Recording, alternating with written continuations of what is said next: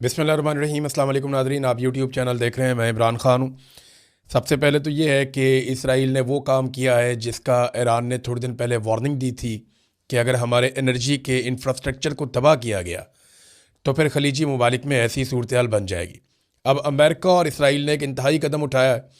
इसकी वजह और बहुत सारी चीज़ें मैं आपको बताता हूँ और रद्द-ए-अमल भी आपको बताता हूँ, लेकिन पहले ज़रा पाकिस्तान से कुछ बड़ी खबरें हैं वो आप तक मैं पहुँचा दूँ। इमरान खान साहब की बहनों की बिल्कुल मुलाकात नहीं करवाई गई।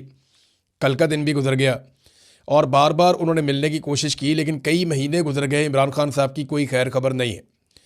इन्फॉर्मेशन सिर्फ वही बाहर आती है जो सरकार बताती है, और सरकार जो बताती है उस पर भरोसा किया नहीं जा सकता, क्योंकि मौजूदा सरकार ने इतने झूठ बोले हैं, इतने फ्रॉड किए हैं कि इन पे भरोसा मुमकिन नहीं है। इमरान खान साहब से इनकी एक लड़ाई है और इनका बुग़्ज़, नफ़रत, ये सारा और दुश्मनी आपके सामने है।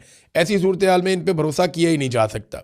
जब पाकिस्तान के आर्मी चीफ़ की एक आदमी के साथ बराह रास्त लड़ाई है और आर्मी चीफ़ ज़ाती हैसियत में उस शख्स को टारगेट करे तो फिर कोई गुंजाइश रहती नहीं है। पाकिस्तान का सारा निज़ाम जो है पाकिस्तान की मिलिट्री एस्टेब्लिशमेंट के सामने मफलूज है, और ये बात पाकिस्तान में कोई ढकी छुपी नहीं है।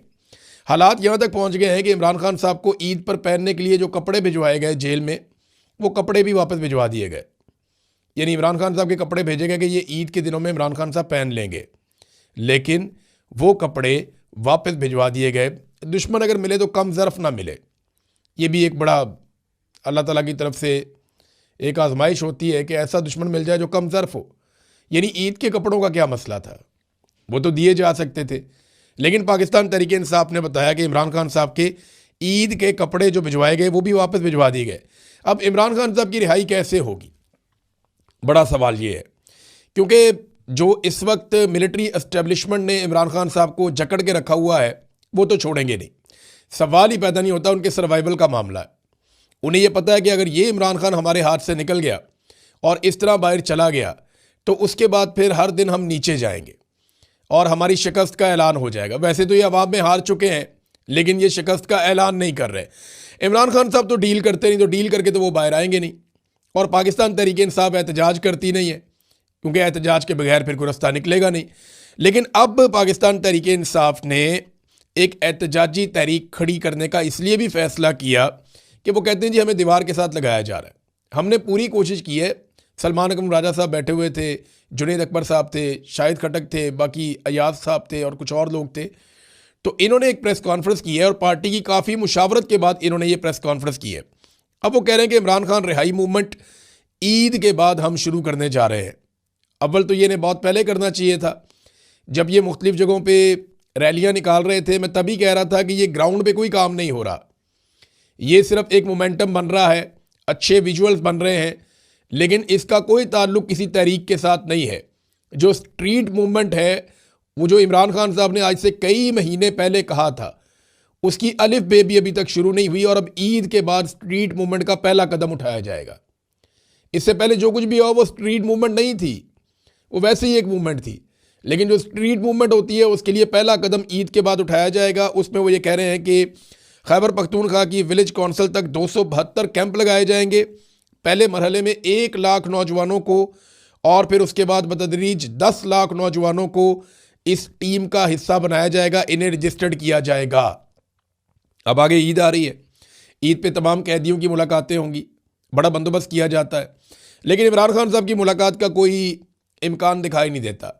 बैरूनी दुनिया से इमरान खान साहब का राब्ता कुल्ली तौर पे मुनक़ता है, और ये पाकिस्तान का सबसे मकबूल लीडर है। इसकी जमात को अवाम ने 2/3 अक्सरियत दी है। इसके तमाम सूबों और वफाक के अंदर अवामी नुमाइंदे मौजूद हैं। और देखिए, इनकी अपनी जमात में कुछ लोग ऐसे दिखावा करते हैं इमरान खान साहब की जमात में, जैसे वो इमरान खान पे एहसान कर रहे हैं और इमरान खान डील ना करके ज़्यादती कर रहे हैं। इस किस्म का लोग अब तासुर देते हैं। तो आसिम मुनीर साहब का कंट्रोल इस नौइयत का है कि अब तसादुम के अलावा कोई और रास्ता बचा नहीं है। पाकिस्तान तहरीक इंसाफ ने बार बार कहा कि हमें दीवार के साथ ना लगाया जाए, लेकिन बात बनी नहीं। अब सुहेल अफरीदी ने एक और कदम उठाया। एक तो ये सुहेल अफरीदी ने इसको लीड करना है। इमरान खान साहब ने सुहेल अफरीदी को कहा था कि आपने स्ट्रीट मूवमेंट की तैयारी करनी है। अब वो तैयारी शुरू होने वाली है, तो ईद के बाद सुहेल अफरीदी को लीड करना पड़ेगा। ये हलफ बर्दारी होगी, नौजवानों को इकट्ठा करेंगे। अगर 10-20 लाख नौजवान इकट्ठे हो जाते और वो इमरान खान को छुड़वाना चाहते हैं, मसला ही कोई नहीं है। ये फिर बाकी कौम भी निकल आएगी। मैं जानता हूँ ना, ये कौम इंतज़ार कर रही है एक मरतबा नौजवानों के बाहर निकलने का। अगर वाकई नौजवान बाहर निकल आते हैं लाखों की तादाद में और वो ये कहते हैं कि इमरान खान को रिहा किया जाए, क्योंकि देखिए केस तो है ही कोई नहीं, अदालतों ने तो छोड़ना नहीं है जब तक कि मिलिट्री एस्टेब्लिशमेंट छोड़ने ना दे। तो ये तो दबाव मिलिट्री एस्टेब्लिशमेंट पर डालना है नौजवानों ने। जब नौजवान निकल आएंगे ना, ये ऑटोमेटिकली पूरा पाकिस्तान बाहर निकल आएगा। लेकिन नौजवानों को यहाँ पे पहला कदम उठाना पड़ेगा। अब नाजरीन, अंदर की खबरें लीक की जा रही थी, खैबर पख्तूनख्वा हाउस हो, केपी हाउस हो, कहीं पे भी सीएम हाउस, और खैबर पख्तूनख्वा में वहाँ पे अंदर से खबरें लीक की जाती हैं। आपको पता है एजेंसियों के बंदे हर जगह घुसे होते हैं, ख़ास तौर पे ये जो स्पेशल ब्रांच है ये तो काम ही ये करती है। तो सुहेल अफरीदी को इस बात का पता चल गया, उन्होंने पूरी की पूरी स्पेशल ब्रांच की टीम ही फारिग कर दी, निकालो उन्होंने कहा सारों को। और फ्रंटियर के जो रिजर्व पुलिस है इसके 53 नए एहलकार उन्होंने तैनात किए हैं और स्पेशल ब्रांच को फारिग किया है, जो अंदर का डाटा, अंदर की खबरें, सियासी फैसले और ये सारी चीज़ें लीक कर रहे थे। तो सुहेल अफरीदी साहब ने एक अहम कदम उठाने से पहले, कि इससे पहले कि लिस्टें बने, रजिस्ट्रेशन हो, नौजवान शामिल हों, सबसे पहले तो इनको फारिग किया जाए, तो उन्हें फारिग कर दिया गया है। नाज़रीन, पाकिस्तान में हालात यहाँ तक पहुँच गए हैं कि आपको मालिक साहब को आप जानते होंगे, प्रोग्राम करते हैं टीवी पे। तो मालिक साहब ये वो शख्सियत हैं जिन्होंने इमरान खान साहब के सामने बैठकर गिरेबान पकड़ने की बात की थी। छोटी मोटी खबर थी, मईशत में थोड़ा उतार चढ़ाव आ रहा था, तो उस वक्त के वज़ीर आज़म का इन्होंने गिरेबान पकड़ने की बात की थी। तो इमरान खान ने बड़ी कुशादा दिली से वो बात सुनी भी और उसका जवाब भी दिया। लेकिन आज वही मालिक जो है वो एक जहाज़ खरीदे जाने पे उन्होंने 17 सवाल किए, उनका प्रोग्राम ही बंद कर दिया बीच में और उनको धमकियां भी लगा दी, वो प्रोग्राम चला ही नहीं। तो आप अंदाज़ा करें कि यहाँ जमहूरियत है या नहीं, और इमरान खान इनसे कितना बेहतर आदमी था ये भी आप अंदाज़ा कर लें। मरियम नवाज़ इस मुल्क की, ऐसा लगता है मरियम नवाज़ और उसका बेटा इस मुल्क की नई मुकद्दस गायें हैं। यानी इससे पहले बहुत सारी मुकद्दस गायें हमने देखी हैं, अदलिया में बहुत सारी मुकद्दस गायें आकर बैठ जाती हैं, पाकिस्तान के जर्नैल जो हैं वो मुकद्दस गायें बन जाते हैं। अब मरियम नवाज़ और उसका बेटा भी मुकद्दस गाय है पाकिस्तान में, ये एक नई मुकद्दस गाय है, इनका भी जो है वो एहतराम किया जाए, इनके तकद्दुस का ख्याल रखा जाए, इनसे सवाल ना किया जाए।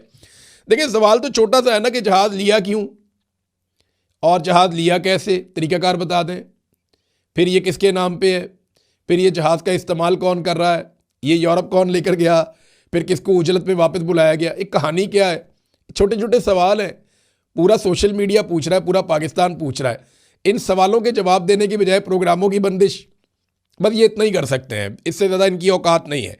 हालात इनके ये हैं कि वैसे ये जहाज़ भागने के लिए, मैं आपको बताऊं, ये भागने के काम आएगा। ये जो गैर मुल्की पायलट से इन्होंने भर्ती की है ना, इन्होंने पहली फ़्लाइट से निकल जाना है। जैसे ही हसीना वाजिद वाला कोई सिनेरियो पाकिस्तान में होगा, ये सबसे पहले भाग जाएंगे। और गैर मुल्की पायलट इसलिए रखेंगे, पूछने वाला कोई नहीं होगा, उनको लेंगे और निकल जाएंगे। ये दुनिया की वाहिद वज़ीर आला है जिसके पास अय्याशी के लिए इतना शानदार और महंगा जहाज़ है। किसी और वज़ीर आला के पास इतना महंगा और अय्याशी वाला जहाज़ पूरी दुनिया में नहीं है, बल्कि बड़े बड़े अमीर ममालिक के हुक्मरानों के पास ऐसे अय्याशी वाले जेट नहीं हैं प्राइवेट, जैसा इस अय्याशी वाली वज़ीर आला के पास अय्याशी वाला जहाज़ है। अब मेयो अस्पताल में एक इकलौती एंजियोग्राफी की मशीन रह गई थी, पहले बाकी ख़राब हो गई तो एक ही रह गई थी, वो भी नाकारा हो गई। ये जनाब सबसे बड़ा हॉस्पिटल है मेयो हॉस्पिटल, वहाँ पे एंजियोग्राफी की एक बेसिक मशीन होती है, वो भी नाकारा हो गई। लेकिन जहाज़ चाहिए। हेल्थ वर्कर हो, एजुकेशन के अंदर काम करने वाले लोग हों, टीचर्स हों, या सुथरा पंजाब के बेचारे वर्कर हों, वो सारे कई महीनों से तनख्वाहों के लिए रो रहे हैं। आम आदमी को, गरीब को तनख्वाह नहीं मिल रही। बेशुमार बच्चे जो है, 1 करोड़ बच्चा है वो स्कूलों से बाहर है पंजाब में, लेकिन 11 अरब रुपए का अय्याशी वाला जहाज़ चाहिए। अब जहाज़ लेके एंजॉय कर रहे हैं, तो जब तक कौम नहीं पूछती तब तक मौजा ही मौजा। वैसे तो इदारों ने इन्हें मुकद्दस गाय बना दिया है। अब आ जाए नाज़रीन इंटरनेशनल उस खबर की तरफ जिसने अब एक नई सिचुएशन क्रिएट कर दी है। इसराइल ने ईरान के एनर्जी इंफ्रास्ट्रक्चर पे अटैक कर दिया अमेरिका के साथ मिलकर। ये वो हमला है जिस पे ईरान ने ख़बरदार किया था। डोनाल्ड ट्रंप ने बार बार कहा कि हम जब चाहें पूरे ईरान की बिजली बंद कर सकते हैं, और डोनाल्ड ट्रंप ने यह भी कहा कि हम ये करना नहीं चाहते, क्योंकि हमने ये इंफ्रास्ट्रक्चर तबाह कर दिया तो ईरान को बहुत साल लग जाएंगे वापस अपने पैरों पे खड़ा होने में। डोनाल्ड ट्रंप जो है वो काफ़ी दबाव में है। पूरी दुनिया से उन्हें सपोर्ट नहीं मिल रही। माजी में जितने अमेरिका के इत्तेहादी थे वो हाथ खड़े कर गए हैं कि जनाब हम इस लड़ाई में नहीं आते। पहले वो खामोश रहे, फिर इक्का दुक्का बोलना शुरू हुए, फिर उन सब ने इकट्ठे होकर अनाउंसमेंट कर दी, ख़ास तौर पे जर्मनी ने, फ्रांस ने, बरतानिया ने, जापान ने और ऑस्ट्रेलिया ने, हत्ता कि